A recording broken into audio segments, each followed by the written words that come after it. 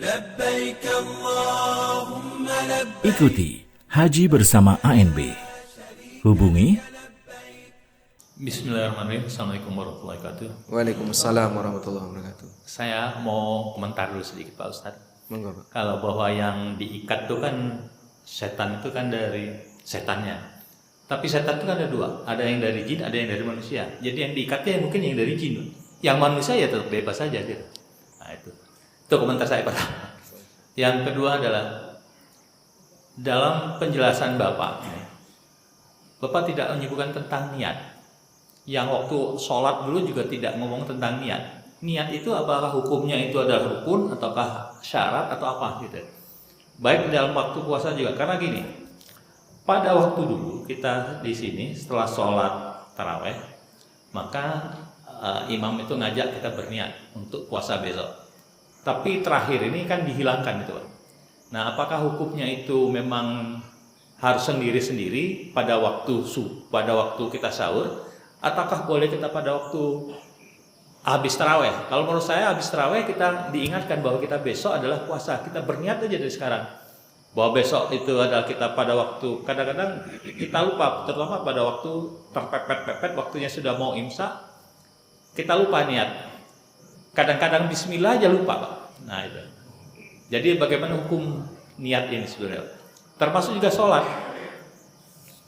Karena kemarin Bapak tidak menjelaskan pada waktu bulan lalu tentang niat ini, Pak. Itu mungkin pertanyaan saya, Pak. Kalau yang wahtisaban, imanan wahtisaban dari Bapak jelasin tadi. Itu aja kali, Pak. Assalamualaikum warahmatullahi wabarakatuh. Waalaikumsalam warahmatullahi wabarakatuh. Masya Allah. Barakallahu fiik. Baik. Yang pertama berkaitan dengan catatan tadi ya, yang diikat itu setan yang mana? Jawabannya setan yang gaib nih, Pak. Sedangkan setan yang kelihatan ini enggak diikat. Dan kita bisa saksikan bahwasanya betul-betul bahwasanya manusia yang berstatus setan juga tetap berkeliaran di muka bumi. Terima kasih atas catatan itu. Selanjutnya berkaitan dengan masalah niat. Di pertemuan yang lalu tentang sholat saya tidak menjelaskan niat, dan ini membahas puasa juga tidak menjelaskan masalah niat. Lalu bagaimana status niat itu sendiri? Niat itu sifatnya otomatis. Kapan bisa disebut otomatis? Ketika orang tahu dia mau melaksanakan apa. Baik. Ketika Bapak angkat tangan di forum ini, niat Bapak apa? Ya? Mau bertanya. Apakah perlu saya ingatkan, Pak, niatkan dulu mau bertanya? Tidak. Kenapa? Karena Anda sudah punya keinginan dengan angkat tangan ini, saya ingin bertanya. Jadi niat itu otomatis muncul dalam hati manusia karena dialah pengendali amal. Oleh karena itu, ketika orang berangkat dari rumah menuju ke masjid, ditanya, mau kemana, Pak? Mau sholat. Sholat apa, Pak? Duhur. Masih gelap nih kok sholat duhur. Oh, kalau kayak gini berarti orangnya sudah tidak berakal. Kenapa? Dia salah waktu. Ada orang berangkat ke masjid Jumatan, Selasa kok Jumatan tuh? Loh, ini kan Jumat, ini Selasa. Enggak apa-apa, Jumatan Selasa. Oh, ini pikun orangnya.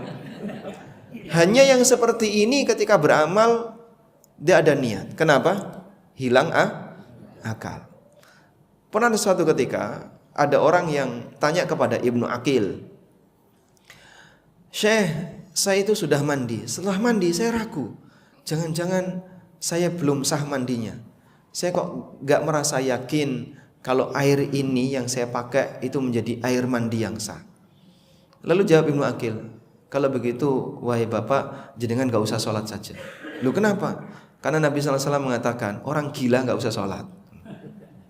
Loh, kamu sudah mandi berkali-kali kok masih nggak yakin kalau air menyentuh badanmu gitu. Berarti dia sudah hilang rasa. Jadi niat itu sifatnya otomatis. Artinya semua orang yang tahu apa yang mau dia kerjakan, otomatis dia punya niat. Sampai ada kalimat seperti ini. Ada seorang ulama yang mengatakan seperti ini. Lau kullifna bi'amalin bila niyah lakana min amalin mimma la yuta. andaikan Allah perintahkan kita untuk melakukan amal tapi nggak boleh niat, kamu lakukan amal tapi dalam amal ini kau dilarang untuk berniat, mustahil kita bisa melakukannya. Itu kan sama dengan kamu lakukan amal tapi nggak sengaja. Nggak sengaja, disengaja bisa nggak? Saya ulang, perbuatan tidak sengaja tapi disengaja bisa nggak? Nggak bisa. Contoh nggak sengaja itu apa? Kepleset misalnya. Contoh nggak sengaja itu kepleset. Sudah tahu jalannya miring, penuh dengan lumut, ya, licin karena banyak lumut. Sudah? Saya mau tidak sengaja kepleset. Lalu dia lewat di jalan itu. Ya kepleset benar. Ini sengaja kepleset atau tidak sengaja? Sengaja kepleset. Baik. Tidak sengaja keserempet mobil. Di jalan ini ramai mobil. Lalu orang sengaja misalnya, saya pengen tidak sengaja keserempet mobil, merencanakan itu, terus dia mepet-mepet mobil, keserempet bener. Ini sengaja atau tidak sengaja? Berarti yang terjadi apa? Sengaja. Maka nggak mungkin orang melakukan perbuatan dalam posisi tidak sengaja, itu tidak mungkin. Nah, tidak sengaja itu kan tidak ada niat, gitu Pak. Maka kalau Bapak sudah sahur, kira-kira mau ngapain? Kira-kira mau ngapain? Puasa. Sehingga ketika imsak baru ingat kalau nanti mau puasa. Berarti beliau ketika sahur nggak sadar kalau nanti mau puasa. Kira-kira terjadi nggak? Memungkinkan terjadi dalam bayangan kita?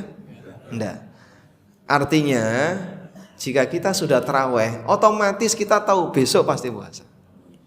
Jika kita sudah sahur, otomatis kan kita tahu kalau besok puasa. Aktivitas yang berbeda yang kita lakukan itu merupakan tanda bahwasanya kita mau puasa.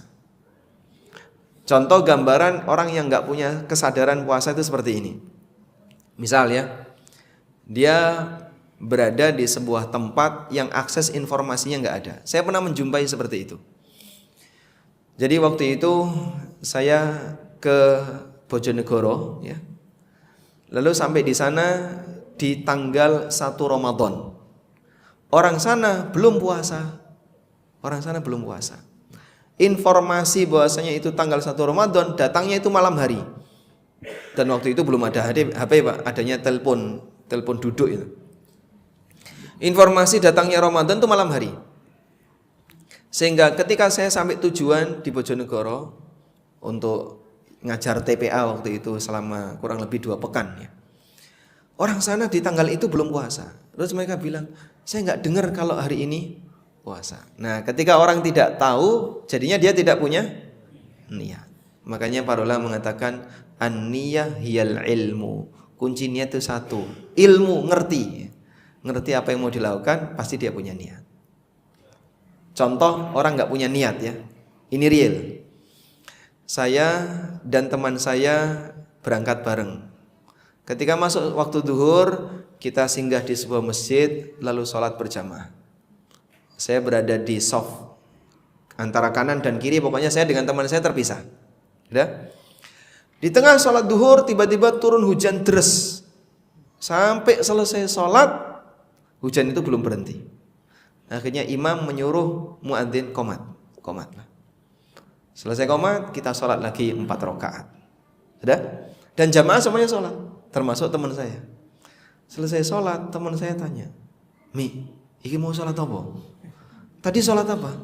"Lah kamu ikut nggak?" "Ikut." "Kowe melu ora ngerti sholat apa?" Paham kasusnya? Baik. Sholat apa ini Pak yang 4 rakaat ini?